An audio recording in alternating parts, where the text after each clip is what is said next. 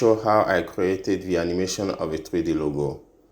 After I designed the CAD file using SolidWorks, I saved that as STEP file.